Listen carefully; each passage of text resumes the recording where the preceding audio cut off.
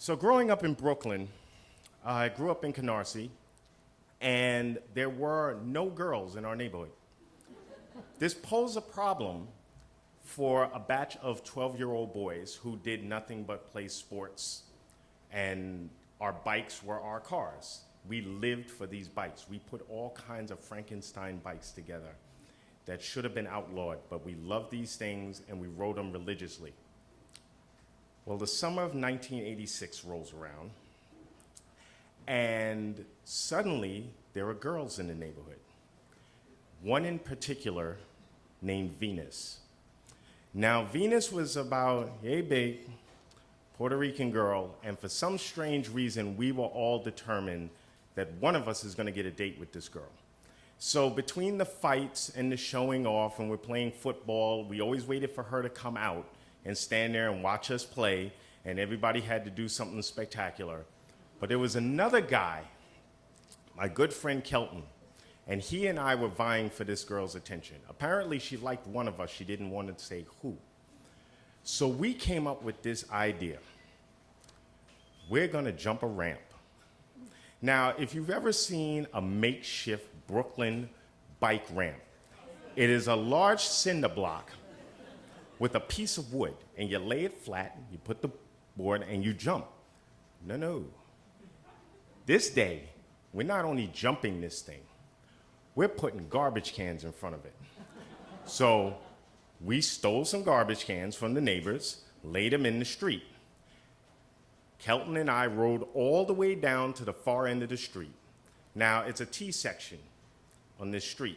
So it's going this way, and then you have the sideway. So now we put it right there at the T-section. Kelton and I, shoo, okay, you go. So Kelton gets on his bike, takes off up the street. Now, I'm watching him, and I'm making sure the chain is ready, everything is tight, I'm ready to go. He jumps the ramp, knocks one of the garbage cans. I'm like, I got this. This is my moment. So I'm looking, and I see my brother, and he's doing this. Now, I'm thinking, that's it. And I take off, and I'm riding. And this ramp is coming, and I see my brother doing this. And I'm thinking he's cheering, so I hear, ah! But what he's saying is, no! Because someone took the cinder block and turned it this way. So instead of a nice, easy ramp, we now have a 90-degree angle shooting straight up into the sky. And it's about right before the wheel hits that ramp that I realize, oh no. And I hit this thing, I take off, I hear the ramp shattered. You heard the wood break, the concrete fell, and then all you hear is all the guys in the neighborhood yelling, oh shit! And time completely stands still. And I'm in the air. And now a couple of things have just dawned on me. First, I gotta figure out how I'm gonna land, because the bike is doing this, and I'm figuring if it's on the back wheel, I can just do a wheelie and I'm good. No, the bike begins to crest and then come forward. Now, my brain kicks in. If you hit this, you make this, they will be talking about you on this block for the rest of your life. This will be the greatest event of all time. And I hit, the bike hits forward, and the bike is doing this indo wheelie straight forward. And I'm holding on, and I bring the bike down, and it pops back up into a wheelie. And the cheers have, oh my God, I can't believe. But me, and by doing this, the bike careens this way, slams into the back of a parked car. I go off the bike, over the hood of the car, onto the sidewalk.